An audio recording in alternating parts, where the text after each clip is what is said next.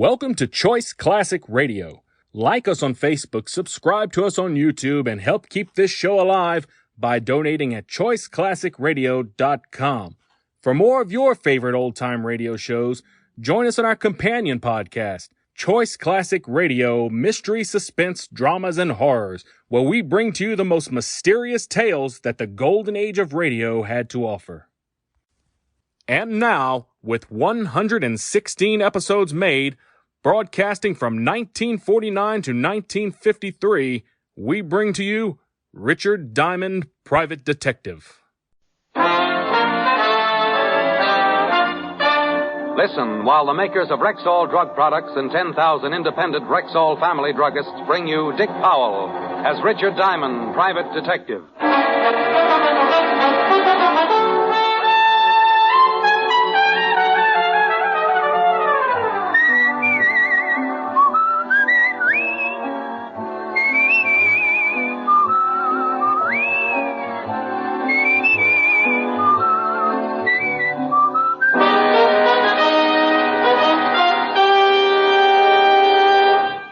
Good evening. This is your Rexall family druggist with a welcome from the 10,000 independent druggists who have made the word Rexall part of our own store names. We've done that because we recommend and sell the 2,000 or more drug products made with the Rexall Drug Company. Like Plenamins, for example. Rexall's famous multivitamin capsules. 2 Plenamins a day give you more than your daily minimum requirements of every vitamin for which such requirements have been established, plus valuable liver concentrate and iron. And yet, Plenamins cost only pennies per day. Ask for Plenamins at Rexall drugstores everywhere. And remember, you can depend on any drug product that bears the name Rexall. Good health to all from Rexall. Now your Rexall family druggist brings you a transcribed half hour with Richard Diamond, Private Detective, starring Dick Powell.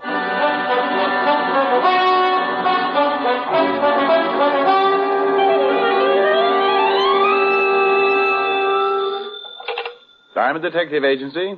Handy hints on happy homicide. I beg your pardon? I said Diamond Detective Agency. Handy hints. Yes, I heard the last part, but I just wanted to be sure there was nothing the matter with my phone. Mr. Diamond, I wish to hire you. I'm touched. $100 a day in expenses. I'm touched. Well, if the figure depresses you a little, I suggest getting out in the fresh air. Exercise. Play a little golf. If you could use a dandy caddy on Sunday. I can easily afford the fee, Mr. Diamond, but to be frank, it wasn't exactly what I expected.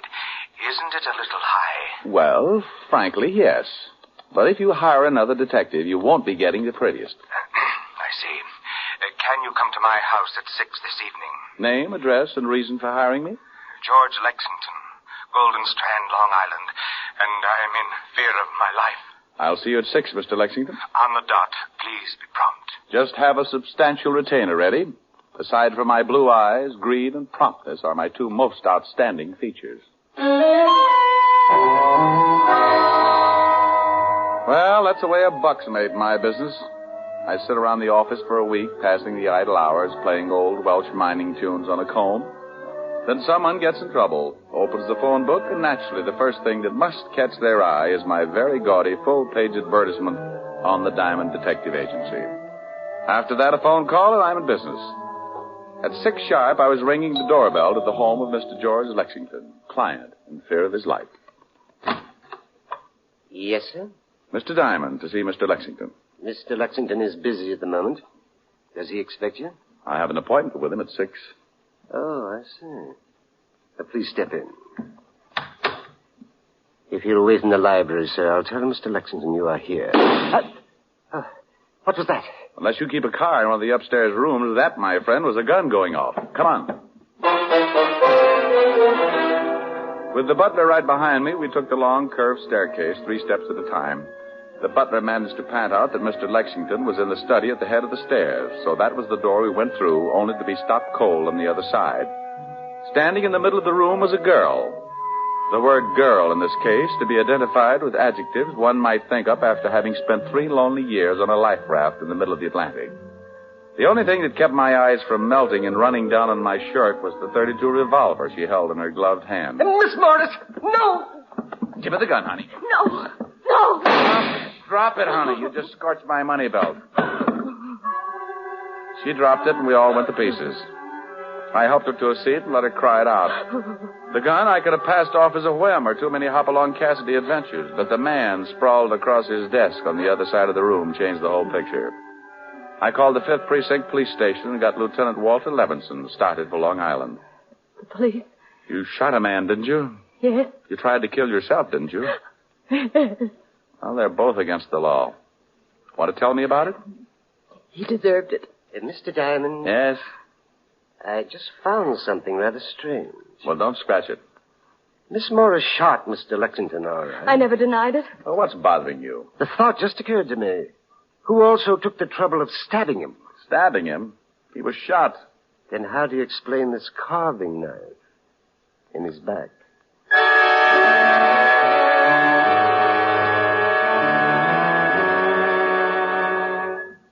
Oh, now, Diamond, you stop that. But it's true, Walt. Sure is, Lieutenant. Been shot in the chest and got a knife in his back. Oh, how do I get in on these things? This is Miss Morris, Walt, the girl who shot him. How do you do? Oh, you shot him, huh? Yes, Lieutenant. Well, who stabbed him? Have no idea. Swell. Miss Morris, why did you shoot this, what's his name? Lexington, George. Why did you shoot him? I refuse to answer. Okay, suit yourself. Where's the coroner, Walt? Should be here any minute. I didn't stab him, Mr. Diamond. When you came in, did you talk with Lexington? I just opened the door, saw him sitting at the desk, and I shot him. Did you talk to him? Oh, sure, Walt. She played 20 questions with him while he was trying to paw the knife out of his back. I was just trying to trap her. Why? Why? Because if she said she'd talk to him, it would have been an admission that, She'd talk to him. No, that he was still alive before she shot him. Okay, who stabbed him? How do I know? Well, if he was still alive before she shot him, she talked to him, then she must have seen who stabbed him, right? Yeah. Well, if she saw who stabbed him, she couldn't have done it, right? Right. And no one would have stabbed Lexington if he'd already been shot, right? No one would have stabbed Lexington if he'd already... Yeah, of course. Do you think I'm stupid? Lieutenant. You shut up. So if they stabbed him, he hadn't been shot and he was alive. Of course. Then if he was alive and they stabbed him, the girl didn't do it to confuse you. Huh? So if she didn't do it, she can go home. Go on home, Miss Morris. But, Mr. Diamond... You heard him. Go on. That's what I was trying to tell you, Lieutenant. Diamond's at it again. Otis. Yeah, Lieutenant? Take the girl, the butler, and Diamond down to the car. And when the coroner gets here, we'll all take a little drive down to the station, understand? Yes, Lieutenant. What are you yelling at? I don't know. I don't know.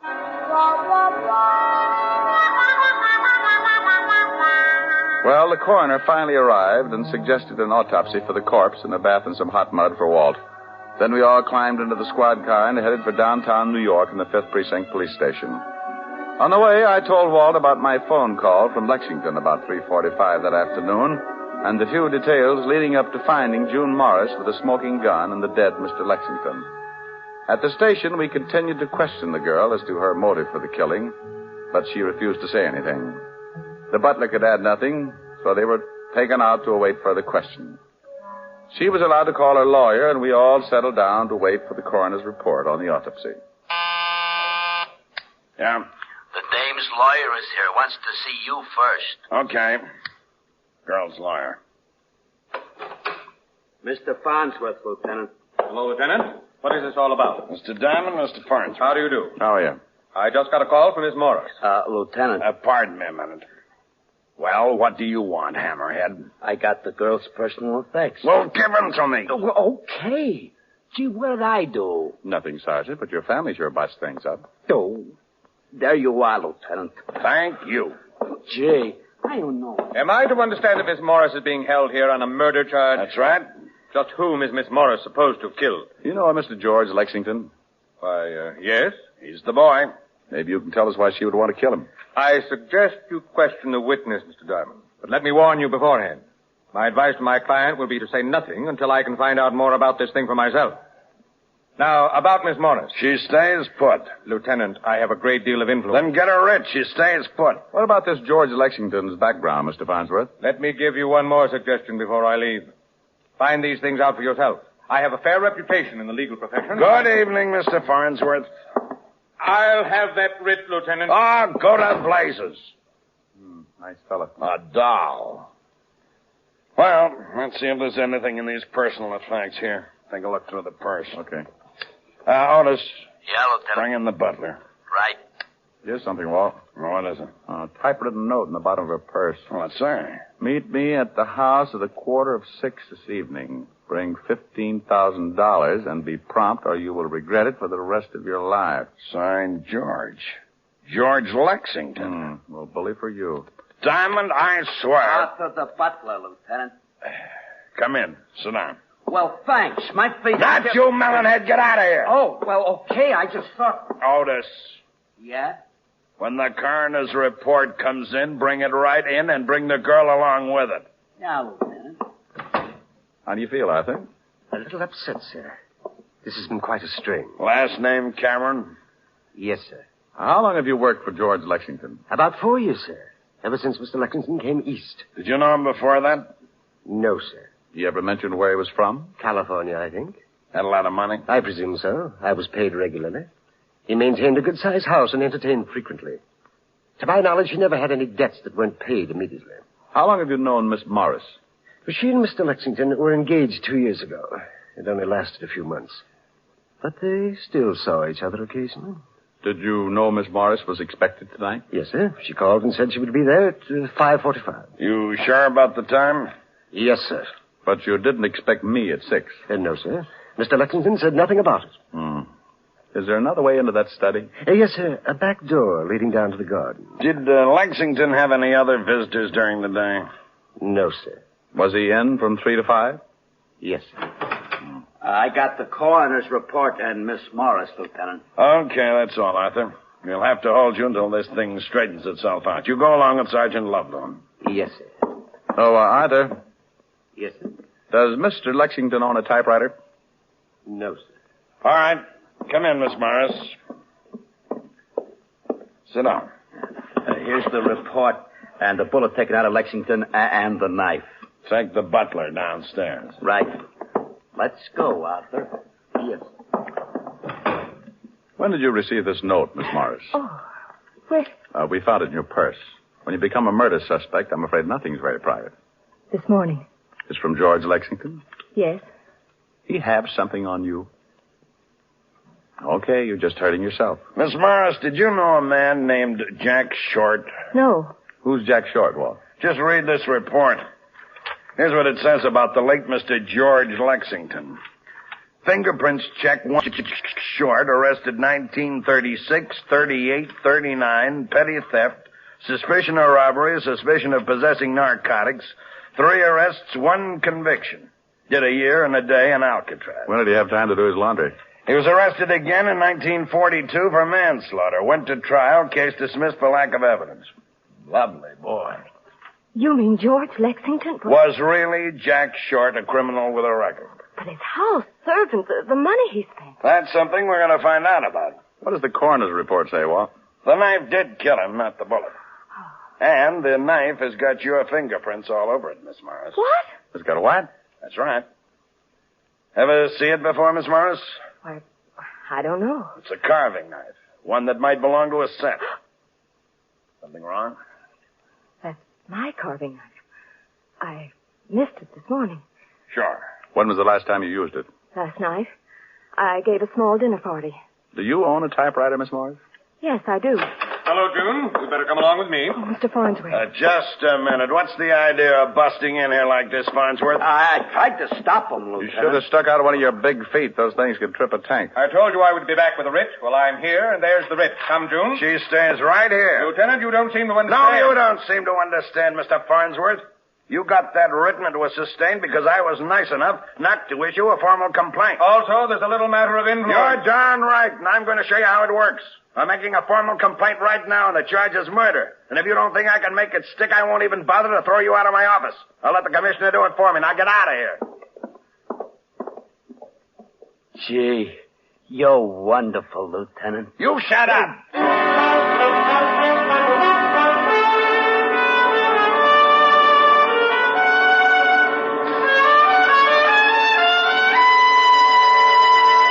Before we continue with the adventures of Richard Diamond, private detective, here's your Rexall family druggist. One of the questions most often asked a druggist is this.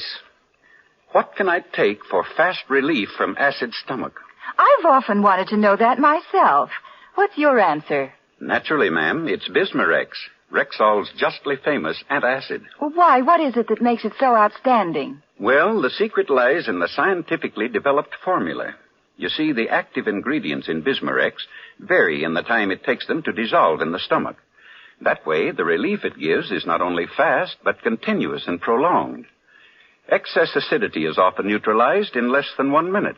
Then the other ingredients, dissolving more slowly, ease up that gastric distress. And finally, Bismarex leaves a soothing protective covering on irritated stomach membranes. Well, I'll have to remember that.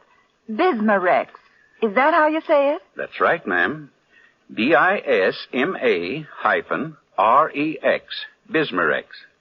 Ask for Bismarex at Rexall drugstores everywhere. And remember, you can depend on any drug product that bears the name Rexall.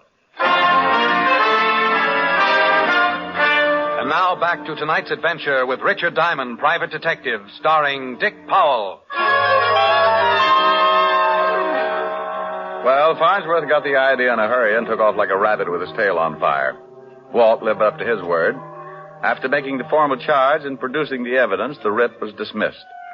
He then secured a search warrant for both Miss Morris's flat and George Lexington's house on Long Island. Our first stop was Miss Morris's apartment, and when we went in, I thought how much it looked like her. Small, beautifully decorated. We went over the whole place, nothing except for the small den. Here's the party list you told us about. Good 30 names here. Typed. There's a typewriter. You got that note you had in the purse? Here.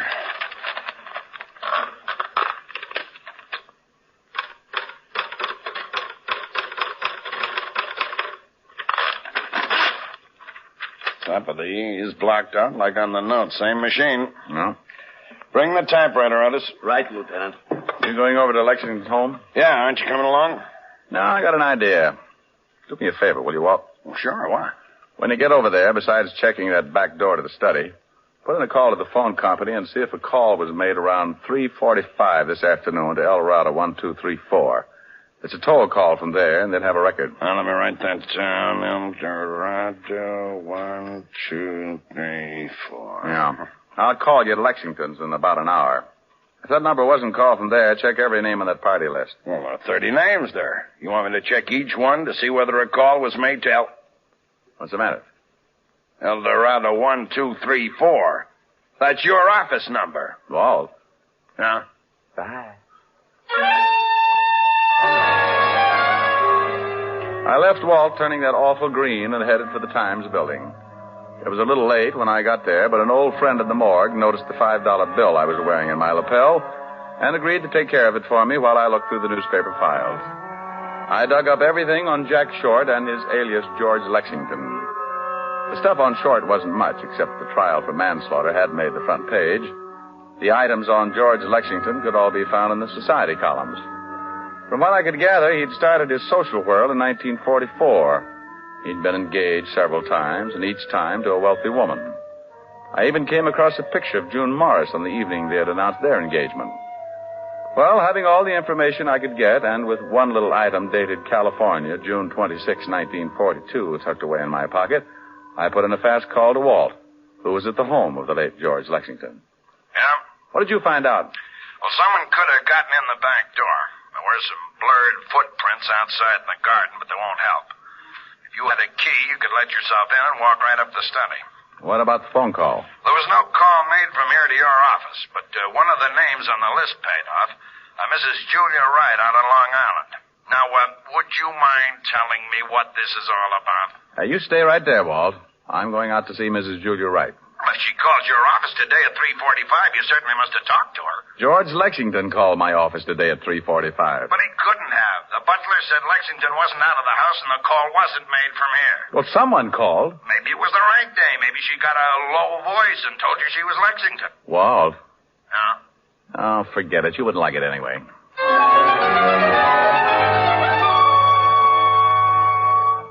Mr. Diamond? How do you do, Mrs. Wright? My butler says your business is a matter of life or death. Well, that's a little exaggerated, but it's one sure way of getting by the red tape. Then what is your business, Mr. Diamond? I'm from the police. Oh. Do you know a Mr. George Lexington? Why, yes, slightly. Are you married, Mrs. Wright? Very happily. What is your interest in Mr. Lexington, Mr. Diamond?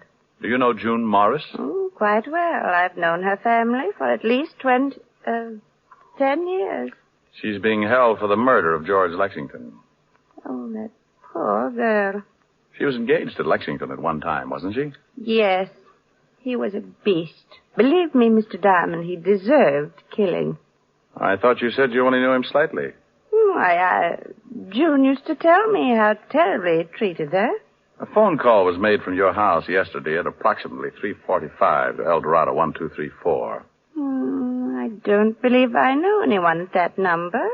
Are you sure? A man made it. I talked to him. Well, my husband wasn't home yesterday. Oh, perhaps it was my lawyer. He was here about that time. In fact, I believe he did make a call. Said it was on business. A call from the library. What's your lawyer's name, Mrs. Wright? Why, Mr. Lucius Farnsworth.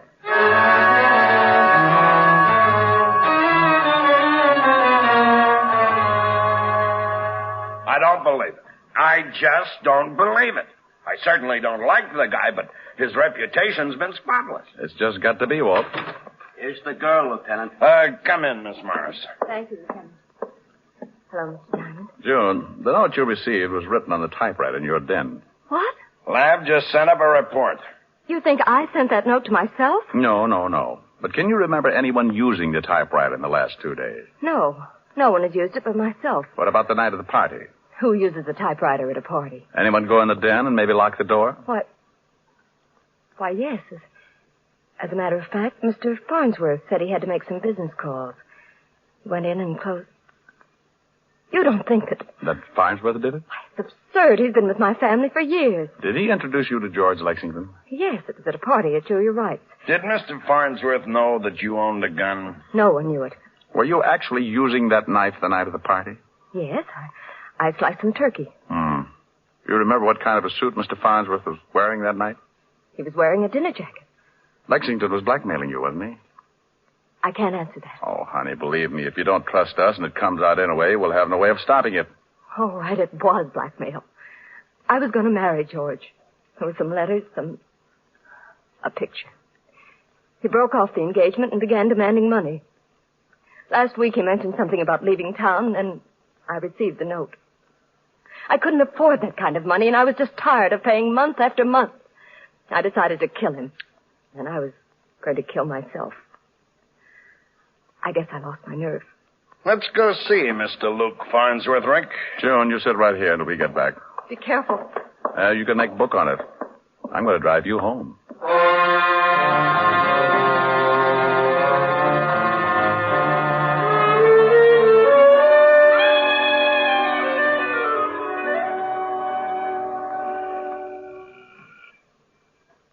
Use your paw. All right. There he comes. Yes, what is... Oh. What do you want, Lieutenant? Got any hot coffee? If this is your idea of some kind of a joke... Mind if we come in? I most certainly do. Thanks. How dare you break in here like this? I can cause you a great deal of trouble, Lieutenant. How well did you say you knew George Lexington? Only slightly. Hey, get a load of these fancy ashtrays, Walt. Yeah, but I don't go much for modern. Pretty drapes, though. Oh, policemen are being casual. You only knew Lexington slightly, huh? Yes, and this is the third time I've said it. You must make a lot of money. I have wealthy clients. How much did Jack Short pay you to get him out of that manslaughter charge? What? You remember him. Sensational case. Made you quite a reputation. Of course I remember it. This Short was sure a handsome fella. Did he change his name later? I don't know. That was a long time ago. Didn't he change it to Lexington? George Lexington? What is this all about? Mind if we look around the place? I most certainly do. Is that your bedroom? You have no right to go in there. Where's your warrant? Nice bedroom. Get out. Get out. I'll call the commissioner. Why don't you do that? These your keys? Put those down. Take it easy. I wonder if one of these fits a back door to George Lexington's study. Don't be ridiculous.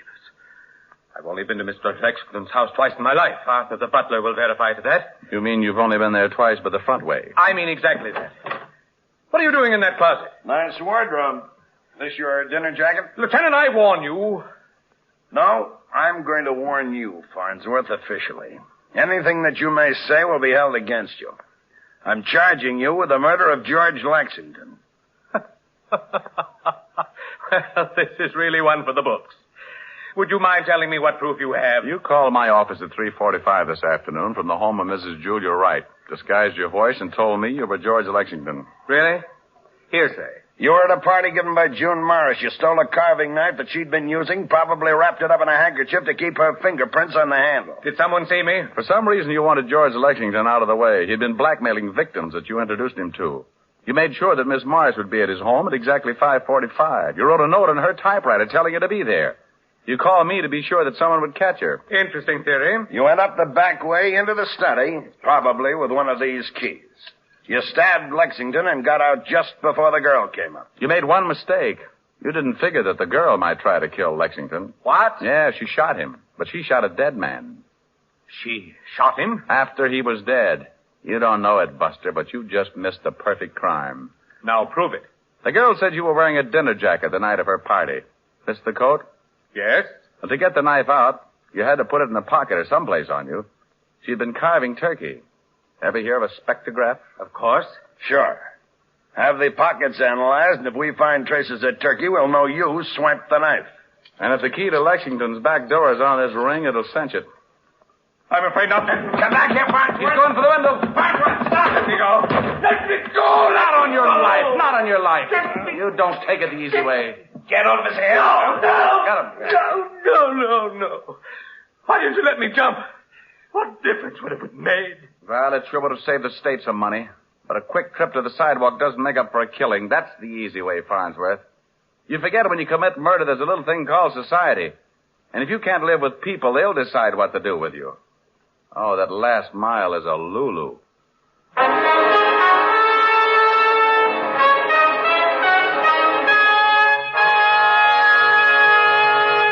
Again, here's your Rexall family druggist.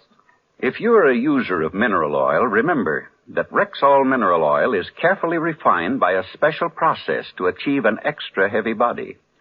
What's more, because it's so exceptionally pure and gentle in its action, Rexall mineral oil is non-irritating, non-habit-forming. You'll also like the fact that it's tasteless, odorless, colorless. Next time, try Rexall mineral oil. And remember, you can depend on any drug product that bears the name Rexall. Good health to all from Rexall.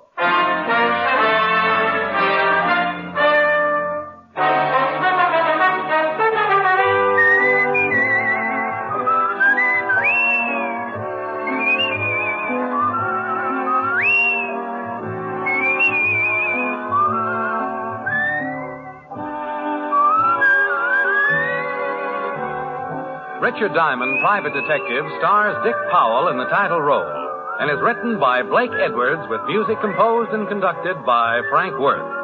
Featured in tonight's cast were Ted DeCorsia, Wilms Herbert, Ted Osborne, Betty Moran, Howard McNear, and Virginia Gregg. Richard Diamond, Private Detective is transcribed in Hollywood by Jaime Del Valle.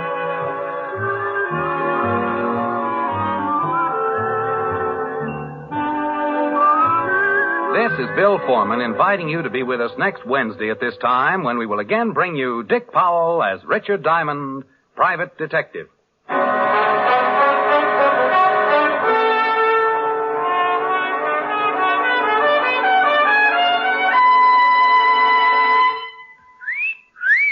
Hiya, beautiful. Get lost, Bristlepuss. You need a shave. But I have shaved. What else do you want me to do? Silly boy, she wants you to go Stag. Go Stag?